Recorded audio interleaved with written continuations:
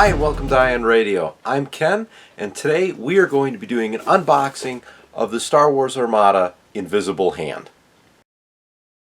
So let's open up the box and see what we've got.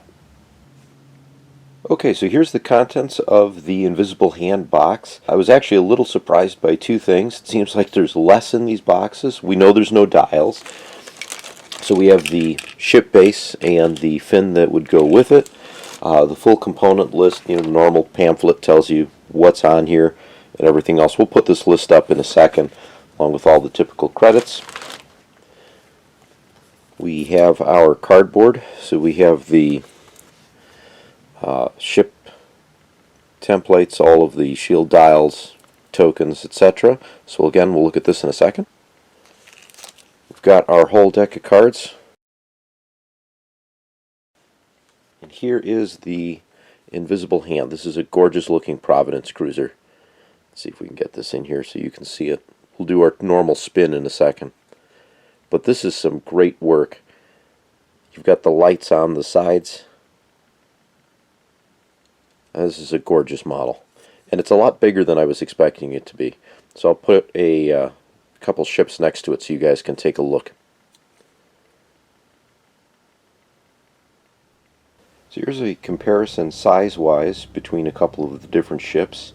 As you can see, the Providence is roughly the same size as an MC-80 and lengthwise about the same as an ISD. I'm going to give you a couple different angles so you can see for yourself, but it's a sizable ship.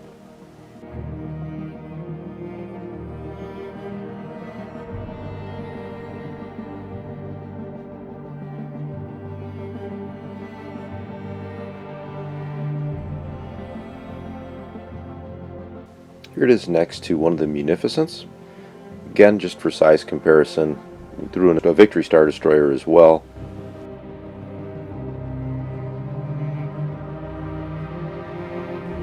As is usual with all Armada ships, we get two types of each class of ship. So we have the Providence class Dreadnought, Command 3, Squadron 4, Engineering 4. We have 9 hull. Got some good armaments on the sides, 3 reds, 1 blue, 2 blacks. Front has 2 red, 1 blue, 2 black dice, and the rear has 1 of each. Our defensive suite: brace, redirect, contain, and salvo.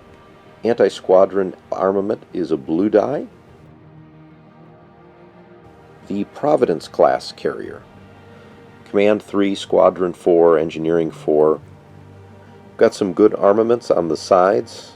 Our side arc has 2 of each color die. Front has 2 red, 1 blue, 2 black dice, and the rear has 1 of each. Anti-squadron armament is 2 black dice. Our defensive suite: brace, redirect, contain, and salvo. When we take a quick look at both, really only a handful of things stand out. Our anti-squadron is different. Dreadnought has a blue versus the 2 black on the carrier. And the side arcs. The carrier version of the Providence has 2 blue dice, whereas the Dreadnought version has 1 blue, and that extra blue is changed into a red. If we take a look at the upgrade suites, both of them say droid and transport. The carrier says comms, and the Dreadnought says bombard. Principal differences here: the carrier comes equipped with a defensive retrofit and the fleet command. The Dreadnought version has a weapons team and a second turbo laser upgrade slot. Both cost 105 points. Alright, let's take a look at all of the different cards that come with this expansion. General Grievous. When a friendly ship or squadron is destroyed, you may choose one friendly ship or unique squadron at distance 1 to 5 of the destroyed ship or squadron. If you do, the chosen ship or unique squadron may either ready one of its defense tokens or recover one of its discarded defense tokens and then exhaust that token. So with Grievous, you're getting a benefit when something is destroyed. So if your ship or squadron is destroyed, anything within 1 to 5, well, a unique squadron or a friendly ship within range 1 to 5 of that destroyed ship or squadron can gain one of its defense tokens back. It's a little bit more of a defensive commander, but it'll be a good way to get some extra tokens. Admiral Trench. At the start of each ship phase, you may reveal and discard one command dial from this card. If you do, until the end of the round, when a friendly ship spends only a matching command token to resolve a command, that ship resolves that command as if it had spent a dial and token instead of the same type instead. With Admiral Trench, beginning of the game, it'll start with 4 command dials. This is similar to Thrawn. So when you reveal your command dial from Trench for that round, you're going to be able to have every single friendly ship, if all they do is spend the matching command token to resolve that command, they'll essentially be able to use their token as a dial. TI-99. While a friendly unactivated squadron is at distance 1 to 3, it gains counter 3, or if it has the printed counter keyword, gains an additional counter 1. After it performs a counter attack, toggle its activation slider to the activated side. Teaks. When you reveal a command, you may place a matching command token on this card. If you do, gain a command token of your choice. During the command phase, if you have a command token on this card, you must choose that command on each command dial that is to be assigned to you and show those dials to your opponent. Then discard that command token. Thermal shields. This is for medium or large ships only. While defending, after the attacker gathers dice, you may spend 1 brace token. If you do, choose and remove half of the dice in the attack pool, rounded down. Now this is faction locked to the Republic and Separatist fleets. It's also worth noting that this will happen after you gather the dice in the attack pool. And we do get 2 Thermal Shields cards. Point Defense Ion Cannons. So this is for non-huge ships only. Clearly they're future-proofing it for Lucrehawks or something coming up, maybe. While defending at close range or distance 1, during the Spend Defense Tokens step, you may force the attacker to re-roll 1 die of your choice. We do get 2 Point Defense Ion Cannons. A new Fleet Command card, Hot Landing. At the start of the squadron phase, friendly squadrons with Adept gain Grit until the end of the phase. When a friendly squadron with Adept is destroyed, you may choose 1 enemy ship at distance 1 to 2 of that squadron. If you do, that ship gains 1 raid token of your choice. So essentially you have a destroyed Delta 7 or one of the Jedis that jumps in, crashes into the hangar bay, and starts destroying battle droids. Could also go the other way around too, because this is for both the Republic and Separatist fleets. Jedi Hostage. So this is specific to the Separatist fleets only. Attack. If this card is readied, the attacker gains a raid token of its choice if able. When an enemy ship at close range reveals a command, it may discard a squadron dial to exhaust this card. While defending, if this card is exhausted, you cannot spend more than 1 defense token.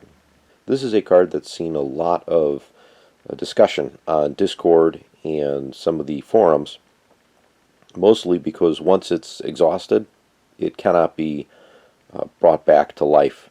It's kind of like the Jedi has escaped, and he can go ahead and wreak havoc through the ship. So here's what's interesting about Jedi Hostage.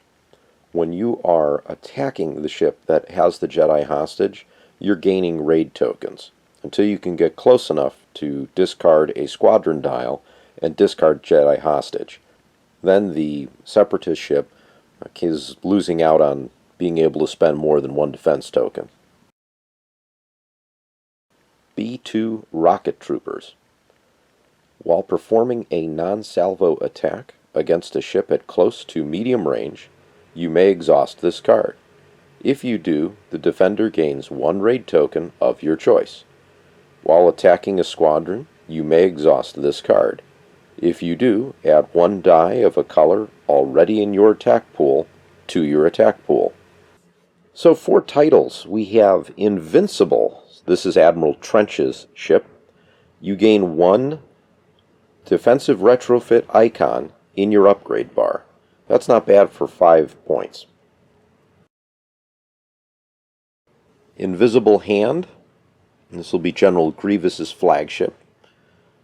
While deploying fleets, if you are in the play area, when you would deploy a squadron with Swarm, you may set that squadron aside next to your ship card instead.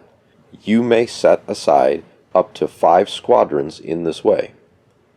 Then with the squadron command, for each squadron you would activate with this command, you may place 1 of your set-aside squadrons within distance 3. It cannot move this activation, and if it has AI, increase its AI value by 1. Lucid Voice. So this is a Providence class ship that was included in, I believe, the Tarkin novel. It was only mentioned briefly, something about the rebels taking components off of it. In either case, the card text reads, treat your rear hull zone's printed battery armament as 3 red dice. The battery armament of your left and right hull zones are increased by 1 black die and decreased by 1 blue die. So Lucid Voice is definitely going to be good for salvo attacks, and you're going to get a little bit more on the sides at closer range. You'll in both cases get 3 black dice with either version of the Providence ship, whether that's the Dreadnought or the Carrier. You will, however, completely remove all of your blue dice on the Dreadnought.